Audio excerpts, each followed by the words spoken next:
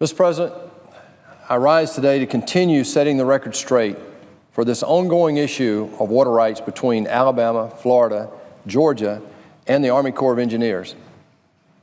As I said yesterday, language from the committee report that accompanies this CJS, Commerce, Justice, and Science bill, has been inserted in an attempt to strong-arm the outcome of a matter that should clearly be left to the states. This is an interstate dispute with negotiations and litigation still pending, and much like other parts of the country, the states have been in negotiations for many years.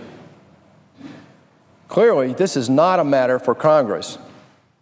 This is not a matter that Congress in any way needs to insert itself into, Mr. President. Furthermore, this is a debate we have already had. Last year, the leaders of both chambers here in Washington determined that Congress has no business using the appropriations process to tip the scales one way or the other on this water rights issue. So why are we going through this again? Mr. President, this is not the work our constituents had in mind for us when they sent us up here. They expect us to deliver results on the priority issues of our day, and they expect the national interest and the Constitution to come before the self-interest of a select few members of the Senate. But yet again, the senior senator from Alabama is attempting to impose Washington as a solution for a matter that should be and is being handled by the states. For over 20 years, Alabama, Florida, Georgia, and the Army Corps of Engineers have litigated and negotiated over water rights issues.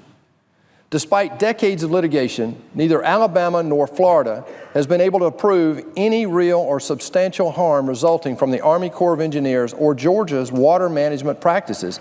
As a matter of fact, they're under court direction today. Mr. President, the numbers show this. Since 1980, the population of the Metro Atlanta Water District has more than doubled, from just over 2 million to over 5 million. And that's as a percentage of about 10.5 million people in the state as a whole, and that's in 2014. Since 2000 alone, the population of this metro area has grown by more than 1 million. Since the formation of the Metropolitan North Georgia Water Planning District in 2001, water withdrawals in Metro Atlanta have decreased dramatically, even as the population grew by more than 1 million. As a matter of fact, the consumption per capita has gone down by more than 1/3, Mr. President. This is good water management. Georgia has been a good steward of water resources, and this has repeatedly been validated.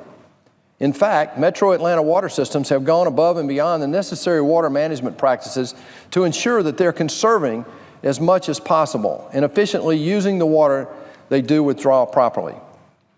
Again, Mr. President, the numbers back this up. There are 15 counties in the Metro District from 2000 to 2013. As I said before, water withdrawals have declined by more than 1/3.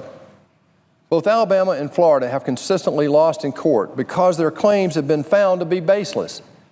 Because they can't win in court, now we see the senior senator from Alabama trying to win through appropriation process in Congress. There is a case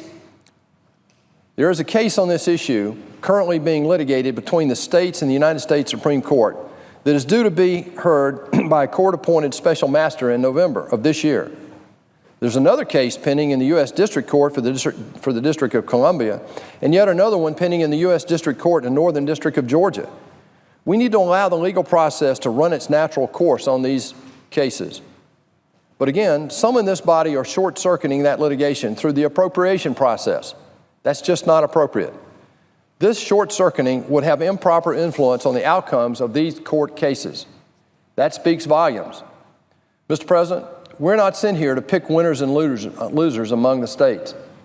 This is a matter for the states involved to litigate and negotiate, as are all interstate disputes. And by the way, this could set a dangerous precedent, not just for these 3 states, but for all states who have water rights issues.